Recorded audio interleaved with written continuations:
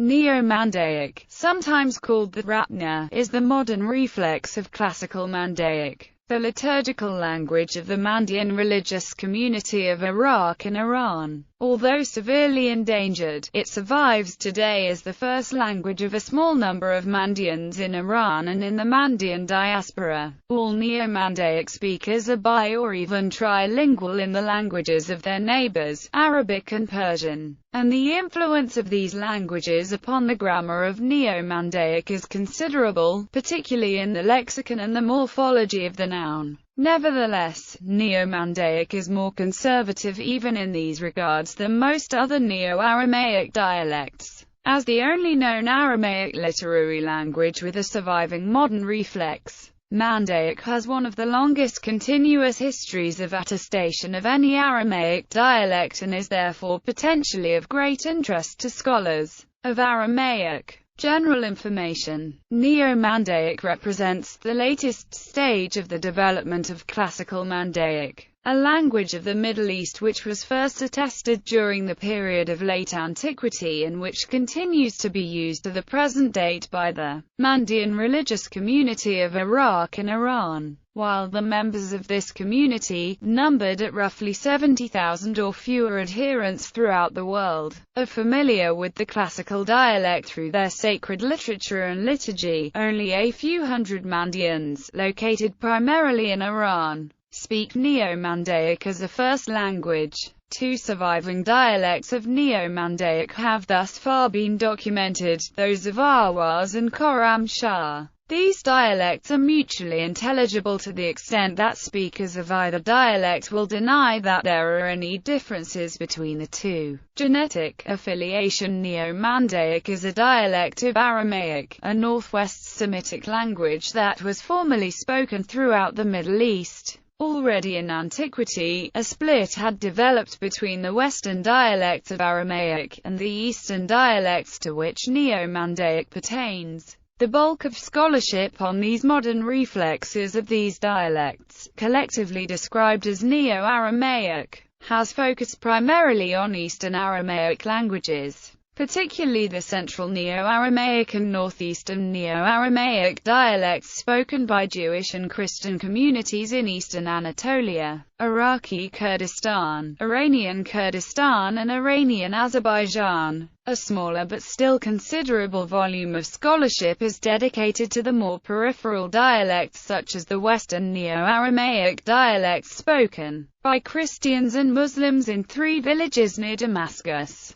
and Neo-Mandaic. Of all the dialects that have thus far been documented, only Neo-Mandaic can be described with ever certainty as the modern reflex of any classical written form of Aramaic. History of scholarship. The first attempt at documenting Neo-Mandaic, a polyglot glossary including a column of lexical items from the Neo-Mandaic dialect of Basra, was produced roughly 350 years ago by a Carmelite missionary whom Borghero has identified with the disculptured Carmelite Matteo di San Giuseppe. This glossarium was to have a perennial influence upon subsequent generations of Mandaeologists. It was consulted by Theodore Noldaki and Rudolf McCutch in the preparation of their grammars, and the contents of its Neo-Mandaic column were incorporated into Drower and McCutch's 1963 dictionary. No complete Neo-Mandaic text was published until the beginning of the 20th century, when De Morgan published 5 documents collected in Iran. The last few decades have seen a marked increase in the number of Neo-Mandaic texts available to scholarship and a descriptive grammar writing system. Neo-Mandaic is generally unwritten. On the rare occasions on which it is written, in personal letters and in the colophons that are attached to manuscripts, it is rendered using a modified version of the classical script. With the exception of E, all vowels are represented, but without any indication of length or quality. The letter consistently represents an epenthetic vowel, either E or. Additionally, the Arabic letter has been borrowed to indicate the voiced pharyngeal fricative as well as the glottal stop. The letters B, G, K, P, and T may represent stops or fricatives. Formerly the fricatives were not distinctive segments but merely allophones of the stops after a vowel. The sound rule governing this alternation is now defunct. Neo-Mandaic orthography differs from that of Classical Mandaic by using U to represent with even when it is a reflex of Classical Mandaic B. As Neo-Mandaic contains several phonemes not found in Classical Mandaic, several letters from the original script have been modified with two dots placed below to represent these phonemes. S may represent T or D, D represents TH, and H represents H. The private Mandaic schools in Iran and Australia employ a version of this same script with a few further pedagogic modifications. Phonology. There are 35 distinctive segments in Neo-Mandaic, 28 consonants and 7 vowels. For most of these segments, there is a relatively wide degree of allophonic variation. The transcription system, which is phonemic, does not reflect this variation, nor does it reflect sporadic assimilations, deletions, and other features that are typical of the Allegro speech. Consonants. Neo-Mandaic has 28 distinctive consonantal segments, including 4 lone phonemes, the post-alveolar affricates C, T, and J, D, and the pharyngeal fricatives, and H, H, which are found only in vocabulary of foreign origin, particularly Arabic and Persian. 2 pharyngealized segments are found in a few Arabic loan words. They have been excluded from the phonemic inventory of Neo-Mandaic due to their marginal status. Voiceless stops are lightly aspirated. Vowels. The vowel system in Neo-Mandaic is composed of 7 distinct vowels, of which 6 are principal phonemes, and 1 is marginal. The vowels are distinguished by quality rather than quantity. 3 of the principal vowels, the tense vowels I, U, and are lengthened in open accented syllables to I, U, and or. I and U are realized as and whenever they occur in closed syllables, either accented or unaccented, in contextual forms such as ASUT, from asuta, health. The other 3 principal vowels, the LAX vowels O, E, and E, appear only exceptionally in open accented syllables. E is realized as E in open syllables and in closed syllables. A is realized as enclosed accented syllables, and as A or A elsewhere. Schwa has the widest allophonic variation of all the vowels. It is regularly fronted, backed, raised, or lowered in harmony with the vowel of the following syllable. When it is followed by with, it is regularly raised and backed too. When the accent falls on a closed syllable containing schwa, it becomes fronted and raised too. There are also 5 diphthongs, A, I, or, Y, and W. The diphthongs, and, which had already collapsed in closed accented syllables to I, and U, in the classical language, have collapsed in all accented syllables in the dialects of Ahwaz and Khorramshahr, apart from those in words of foreign origin. The collapse of diphthongs appears to be further advanced in the dialect of Ahvaz. Compare Khorramshahr GW, in, with Ahwaz Gu, U, id. Closely tied to the collapse of the diphthong, in open accented syllables is the breaking of its outcome, I, to, I, in the same environment. For example, classical beta, house, has become biat in Neo-Mandaic. This sound change is today typical of both the contemporary dialects of Ahwaz and Khorramshahr, but is not present in the unpublished texts from Iraq collected by Droor in Makuch 1989. Syllable structure. Neo-Mandaic words range in size from 1 to 5 syllables. Each syllable consists of an onset and a rhyme. The rhyme consists of a nucleus with or without a coda. The onset and the coda which frame the nucleus consist of consonants. The onset is mandatory for all word internal syllables, but the coda is optional in all environments. Whenever an enclitic pronominal suffix lacking an onset is added to a closed accented syllable, the coda of the syllable is geminated to form the onset of the following syllable. Whenever the voiceless interdental fricative theta is geminated in this environment, its outcome is the cluster chi t rather than the expected theta theta. For example, when the pronominal suffixes are appended directly to the existential particle *k, theta, it regularly takes the form ext, chi t. This rule affects the conjugation of the verb mo, to die, e.g., met, he died, but mextat, she died. It is also responsible for the modern form of the abstract ending uxt. The syllable patterns v, vc, cv, and cvc are the most common. Slightly less common are syllables containing clusters of consonantal or vocalic segments, such as VCC, CCV, CCVC, CVCC, CVVC, and even CVVCC. Permissible consonant clusters in Neo-Mandaic fall into two categories: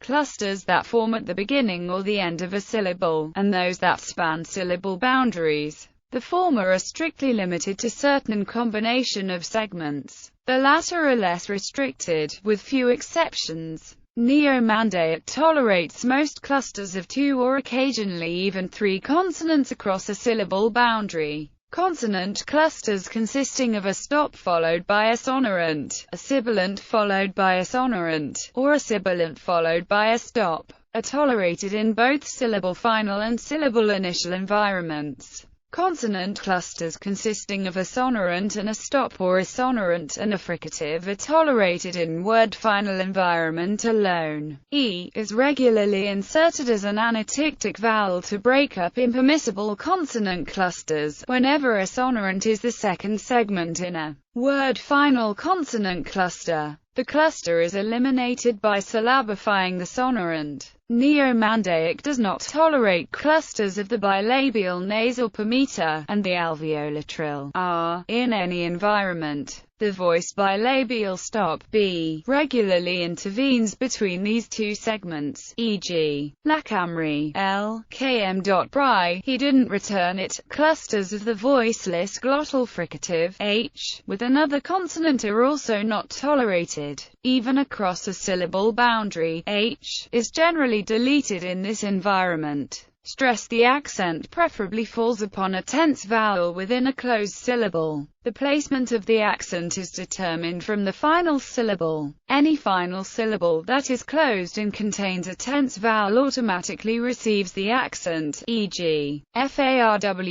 faer, wh, thanks. If the final is open or contains a lax vowel, the accent will fall upon the penultimate syllable, provided that it is closed or contains a tense vowel, e.g., gor, gev, r, man. Otherwise, the stress will fall on the final syllable, e.g., exal, a, kil, he ate, in words of three or more syllables, if neither the ultima nor the penultima is closed and contains a tense vowel. Then the accent recedes to the antepenultimate syllable, e.g., gatal nexon, god tl, n, kine, I will kill you. Several morphemes automatically take the accent, such as the negative morpheme la, which causes the accent to shift to the first syllable of the verb which is negated. As in Classical Mandaic and other Aramaic dialects, vowels in open pretonic syllables are regularly subject to reduction. Nouns. The morphology of the noun has been greatly influenced by contact with Persian. The classical system of states has become obsolete, and only vestiges of it survive in some frozen forms and grammatical constructions. As a result, the most common inflectional morphemes associated with the states have been replaced by morphemes borrowed from Persian, such as the plural morpheme zen and the indefinite morpheme I, and the ez fe. This last morpheme indicates a relationship between two nouns corresponding to a variety of functions. In Neo-Mandaic, the attributes of both the Iranian ez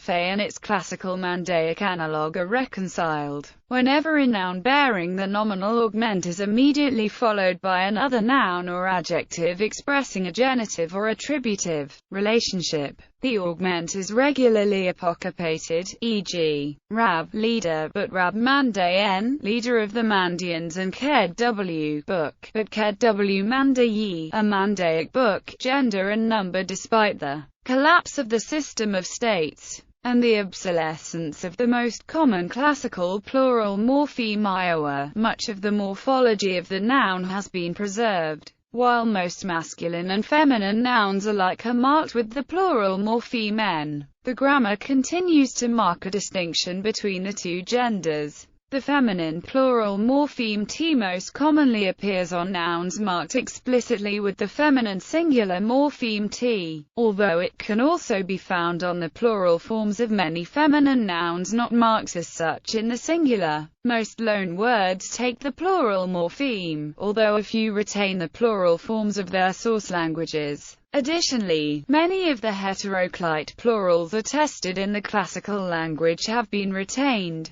Identifiability and referentiality. The appearance of the indefinite and plural morphemes on the noun is determined primarily by its pragmatic status, such as the referentiality and identifiability of the referent. Referentiality concerns whether the speaker intends a particular, specific entity, which is thus referential, or whether the entity is designated as non-specific or generic, and thus non-referential. Referential nouns are explicitly marked when plural as well as when they serve as the object of a verb, in which case they are marked with the enclitic morpheme L and anticipated by a pronominal suffix on the verb. The referent of an unmarked noun such as barn-esque can either be specific or generic but not non-specific. The identifiability of a referent reflects whether the speaker assumes that it is identifiable or unidentifiable to the addressee. The indefinite morpheme I indicates that the referent is neither generic nor identifiable, but is ambiguous as to whether the referent is specific or non-specific. McCutch has noted that this morpheme, originally borrowed from the Iranian languages, is attested already in the classical Mandaic texts. Nouns and adjectives modified by the indefinite morpheme I can serve as indefinite pronouns to indicate non-specific or indefinite reference. Pronouns. There are 5 types of pronouns in Neo-Mandaic: personal pronouns, demonstrative pronouns, indefinite pronouns, interrogative pronouns, and relativizers. The personal pronouns are illustrated to the right. The independent personal pronouns are optionally employed to represent the subject of a transitive or intransitive verb. Whenever the singular forms appear before a verb, their final vowel is apocryphated. The enclitic personal pronouns are in complementary distribution with them. They may represent the object of a transitive verb, a nominal or verbal complement or adjunct in a prepositional phase, or indicate possession on the noun. On nouns of foreign origin, they are affixed by means of the morpheme D. On the noun naps, self, they also serve to form the reflexive pronouns. Neo-Mandaic also has 2 reciprocal pronouns: ham, each other, and he, one another. Neo-Mandaic demonstrative pronouns distinguish between their deoxish and far deoxish in the singular, but not in the plural. They also reflect no distinction in gender. The original far deictic plural demonstrative pronoun ani, those, has assumed the function of a general plural demonstrative pronoun. It is also often used in the place of the independent third plural personal pronoun. The demonstrative pronouns precede the noun they modify. In this position, the final vowel of the singular demonstratives is apocryphated. Note that the plural demonstrative does not appear in the contextual form. Instead, the singular forms are used before plural nouns. Neo-Mandaic also has 2 locative demonstrative pronouns: hen, ehn, here, and ekkx, there. The interrogative pronouns are used to elicit specific information beyond a simple yes or no answer. Of these interrogative pronouns, only man, who, and mu, what, may substitute for either the subject or the object of a verb, obligatorily appearing at the beginning of the interrogative clause.